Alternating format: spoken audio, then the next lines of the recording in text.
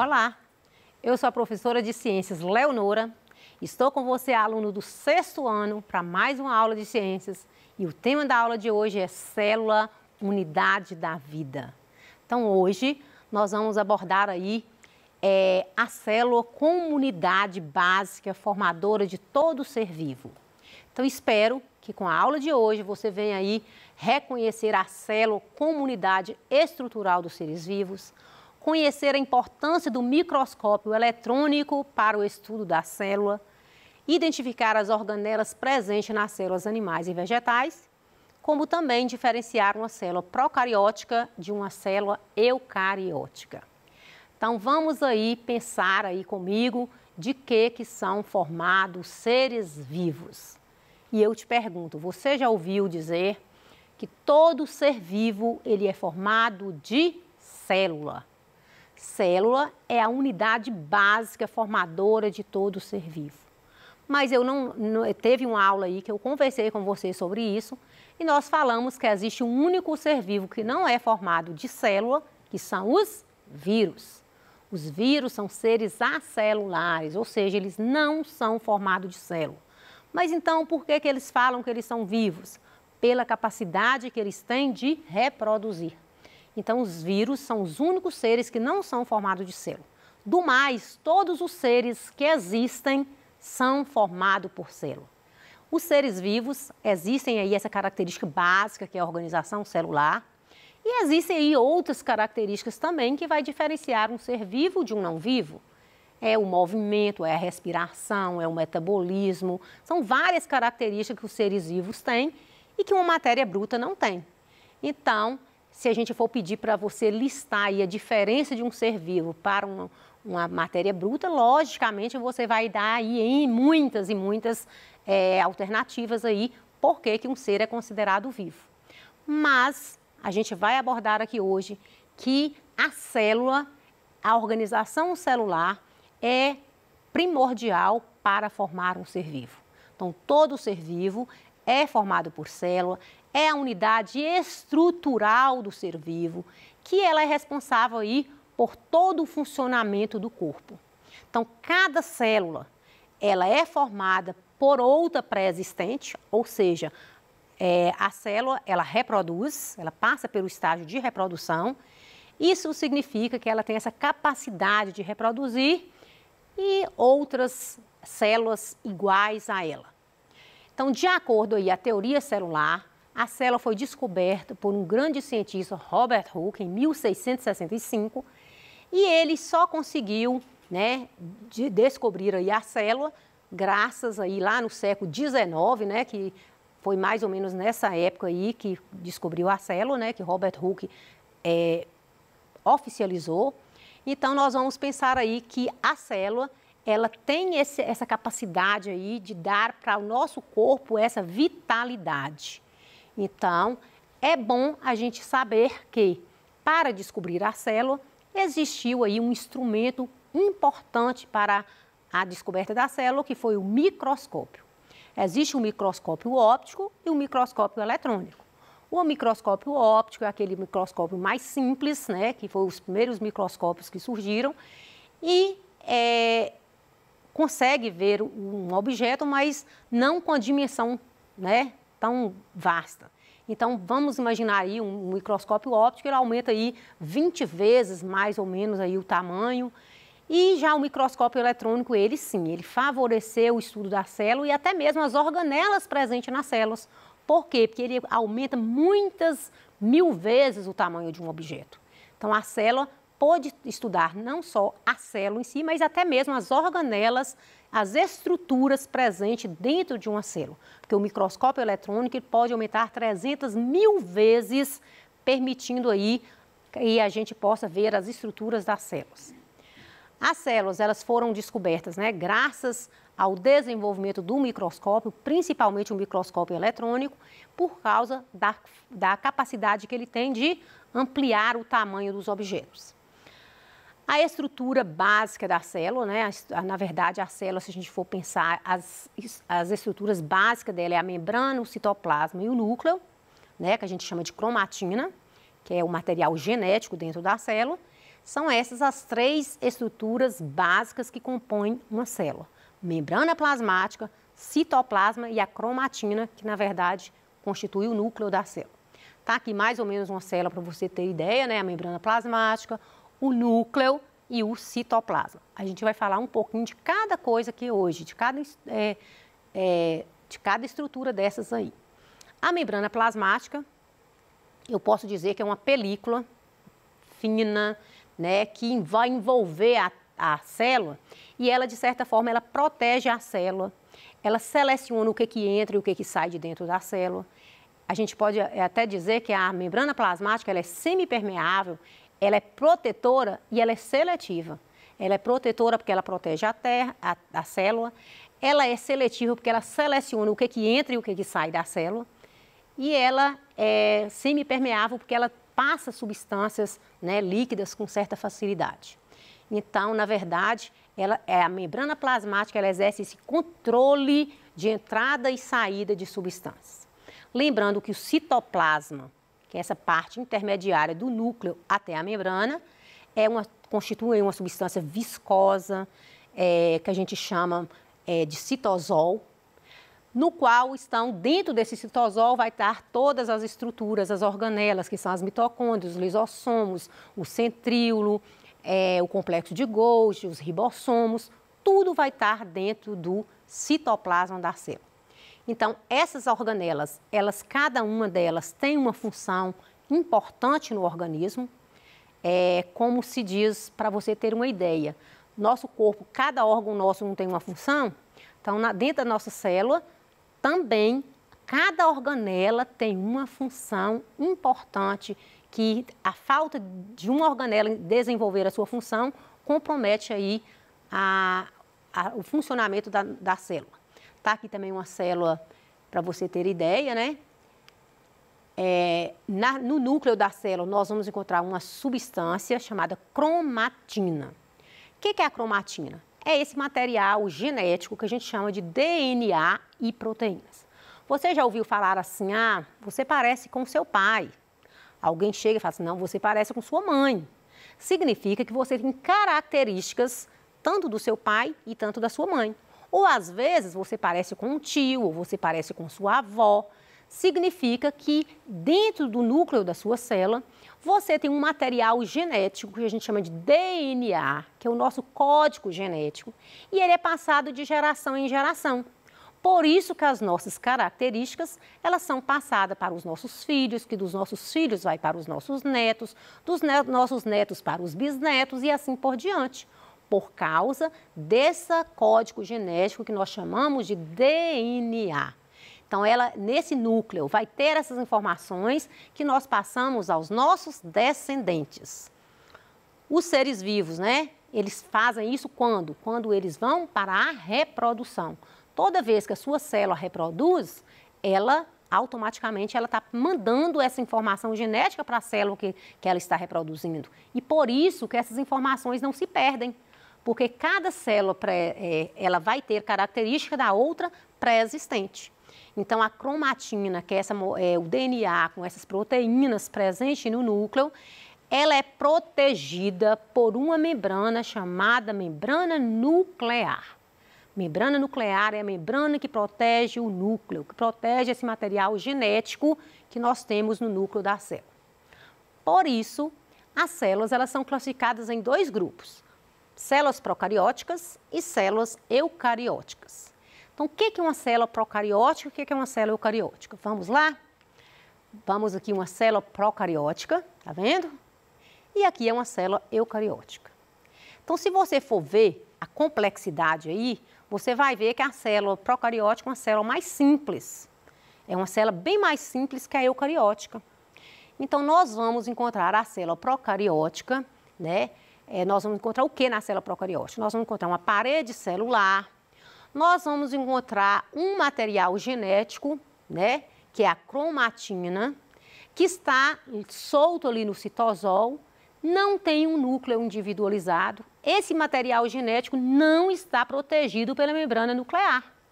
Então, uma característica básica dos seres da célula procariótica é que o núcleo não tem membrana nuclear protegendo esse material genético.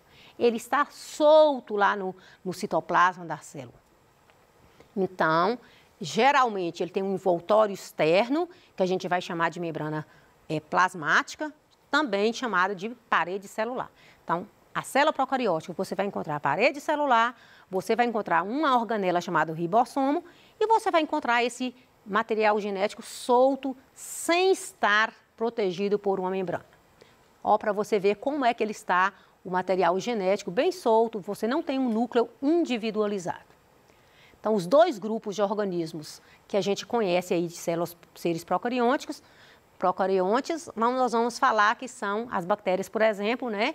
São seres procariontes, tem parede celular e não tem um núcleo individualizado.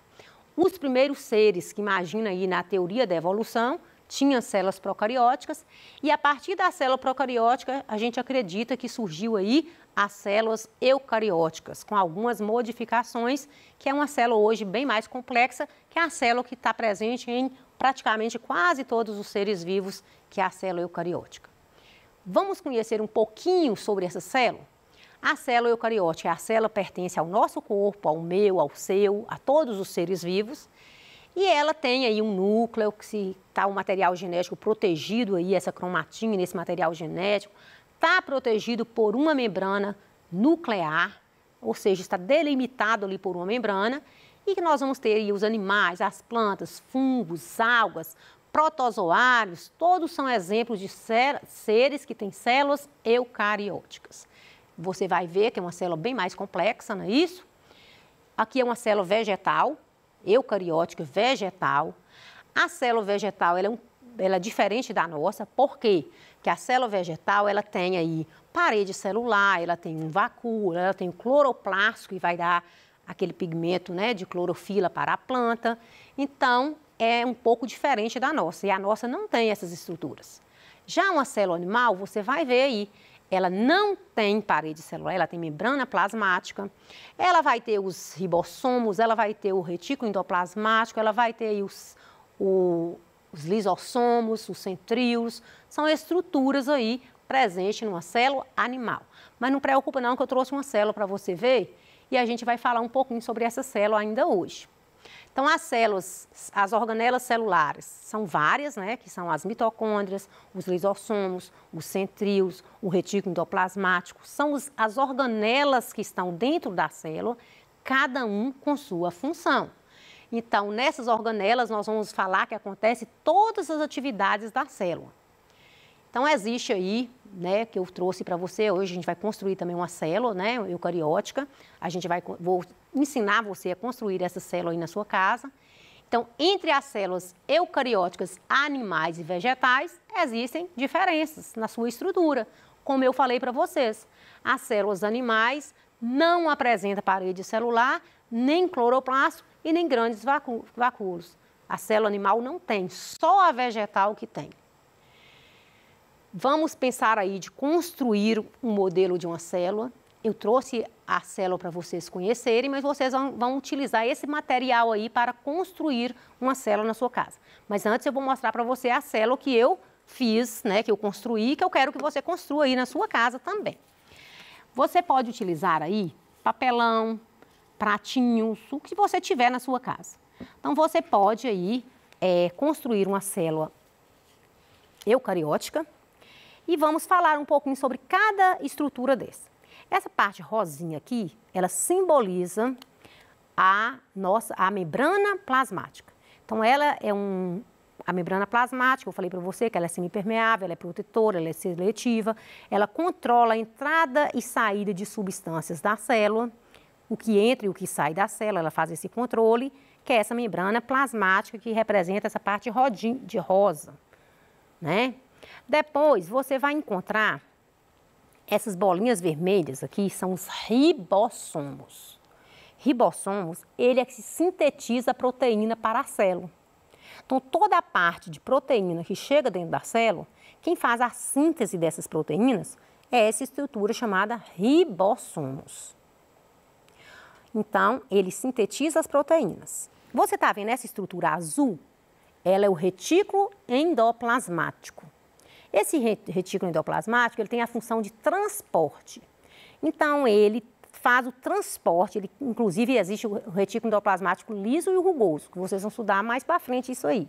O liso, o rugoso é aquele cheio que carrega esses ribossomos para fazer a síntese de proteína. Então, você está percebendo que esse retículo endoplasmático, ele tem a função de transportar. Ele transporta os ribossomos dentro da célula. Você está vendo essa estrutura que a gente chama complexo de Golgi. Complexo de Golgi são esses saquinhos que ele tem a função de armazenamento. Eu costumo dizer que o complexo de Golgi é o nosso armazém, a nossa despensa. Então, nós guardamos aquilo que a gente quer alimentar na despensa da nossa casa.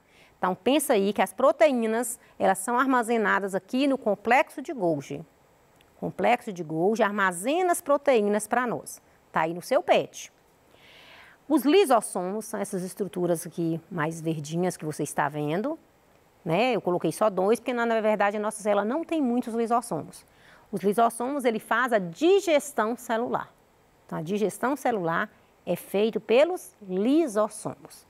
Então, e essas bonitinhas aqui são chamadas de centríolo, né? Aliás, mitocôndrias. Mitocôndrias são essas estruturas verrosinhas aqui, que ela é o centro de energia da célula. Ela faz tanto a respiração celular, como ela faz também, ela libera, a energia da célula é graças à mitocôndria. E lembrando que tem uma estrutura também próxima ao núcleo chamado centríolo, que faz a divisão da célula, contribui aí para a divisão. Você está vendo essa estrutura maiorzinha aqui no meio? É o núcleo.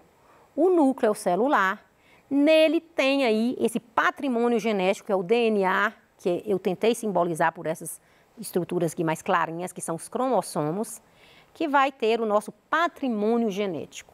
Então, as nossas características dos nossos pais, as nossas características estão aqui nos nossos cromossomos, no nosso DNA da célula, que está dentro do núcleo.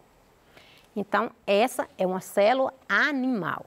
Então, membrana plasmática, o complexo de Golgi, lisossomos, ribossomos, retículo endoplasmático, núcleo, mitocôndria.